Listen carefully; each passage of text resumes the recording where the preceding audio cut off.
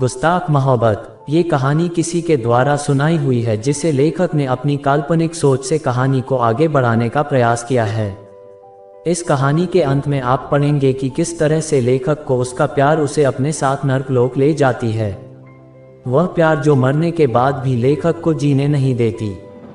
पहला प्यार कोई नहीं भूलता, ये हमेशा एहसास कराने की कोशिश कराता रहता है कि मैंने भी कभी किसी से प्यार किया था, और वो प्यार के साथ साथ रोमांस भी हो तो भुलाने से भी आप भुला नहीं पाएंगे। ऐसी ही प्रेम कहानी की दास्तान जो जीवन पर्यंत याद रहा, जो अमर प्रेम में तब्दील हो गया। दिल। हम जो करने जा रहे हैं वो सही है या गलत, खुद निर्णय लेने में असमर्थ महसूस करते हैं। प्यार के रास्ते पर चलने वाले लोगों को आने वाले भविष्य का आभास नहीं होता, अच्छाई और बुराई में फर्क करना नहीं आता। उसके लिए वो कुछ भी कर गुजरने को तैयार रहते हैं। वो पराई औरत जिसे मैं मुनिया भाभी कहा करता था, साधारण सी दिखने वाली वो, गरीबों में पली बड़ी, एक बेसहारा औरत जिसे कभी पति से प्यार नहीं मिला, जिसके लिए वो उम्र भर तरसती रही।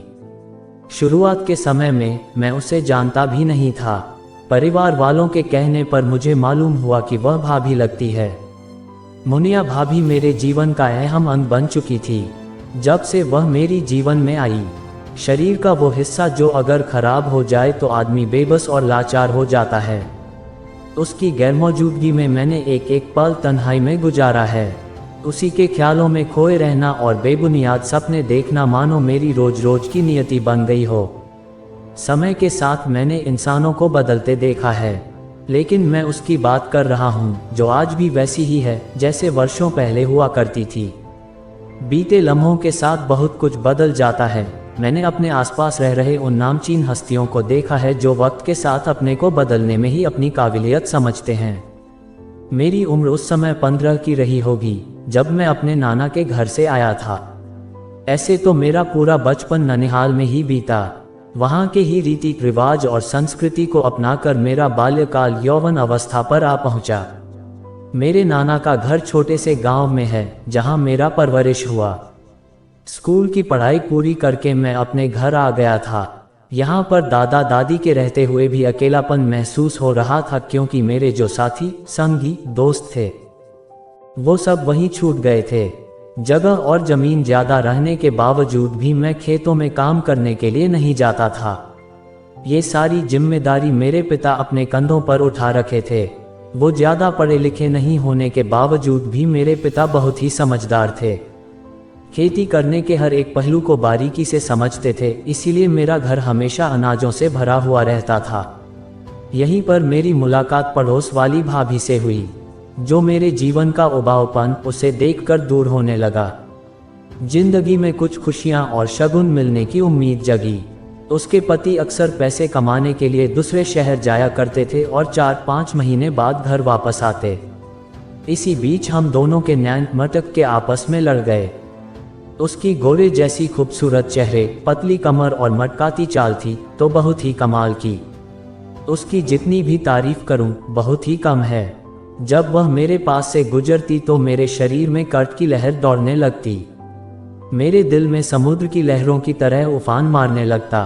ये मेरा सच मानना है या मेरे नज़रों का धोखा है, ये मुझे नहीं मालूम, पर मैं इतना जरूर जानता हूँ कि प्यार अंधा होता है जिसमें कुछ भी वास्तविकता नहीं दिखाई देता।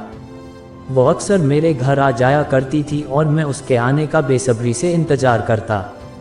सबसे नज़रें बचाकर मैं उसे बार बार देखा करता। जब वो किसी दिन मेरे यहाँ नहीं आ पाती तो मैं किसी बहाने उसी के यहाँ मिलने के लिए चले जाते। उसे जब भी मैं देखता मन करता उसे अपने बाहों में भर लूं।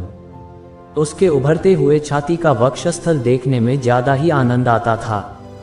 कभी उसके कंधे पर से साड़ी का पल्लू किसी तरह नीचे सरक जाता तो मेरी नज़र एकाएक उसी जगह आकर रुक जाता। शायद मुनिया भाभी को इस बात का अंदाजा होने लगा था कि ऐसा करने से किसी को भी लुभाया जा सकता है। जवानी के दहलीज पर कदम रखने वाले सभी लड़कों में सेक्स के लिए कुछ ज्यादा ही उतावले होते हैं। उसे भी इस बात का अंदाजा लगने लगा कि मैं उसे पसंद करने लगा हूँ। एक तो चढ़ती जवानी और सेक्स की गर्मी को शांत करने के लिए कोई पुरुष तो चाहिए ही जो उसे अपने पति से नहीं मिल पा रहा था। पहले तो वह हमें नज़रअंदाज करती रही, लेकिन तिरछी नज़र से देखा करती। उसे जल्द ही इस बात का एहसास होने लगा था कि मैं उसे पसंद करने लगा हूँ, और धीरे धीरे उसे भी मुझसे प्यार होने लगा था। धीरे धीरे हम दोनों के बीच मिलना जुलना भी शुरू हो गया। वो हमें कहती, हम दोनों का मिलना जुलना सही नहीं है। किसी को मालूम चल गया तो क्या सोचेंगे मेरे बारे में। मैं पहले से शादीशुदा हूँ और आप कुंवारे, लोग तो हमें ही बदनाम करेंगे और मेरी बदनामी में आप मेरा साथ नहीं देंगे। मैं उसे अपने बाहों में भरकर उसके होठों पर अपना होंठ रखकर कहता, जब मैं तुम्हारे साथ हूँ तो डर कैसा। इस जालिम जमाने से लड़ने के लिए मुझे भली भांति से आता है। कुछ भी हो जाएगा पर मैं तुझे अपने साथ ही रखूंगा। वह हमें अपने से हटाते हुए कहती, आप तो यूं ही बोलते हैं, जब मुसीबत आएगी तो आप पीछे भाग जाएंगे। लेकिन उसे मैं अपनी बाहों में भरकर जकड़ लेता और वह भी सब कुछ भूलकर मेरी आगोश में खो जाती और हम दोनों के बदन गर्मी से झुलसने लगता। सेक्स का भूख इंसान पर किस तरह हावी हो जाता है, इससे मैं परिचित हो चुका था।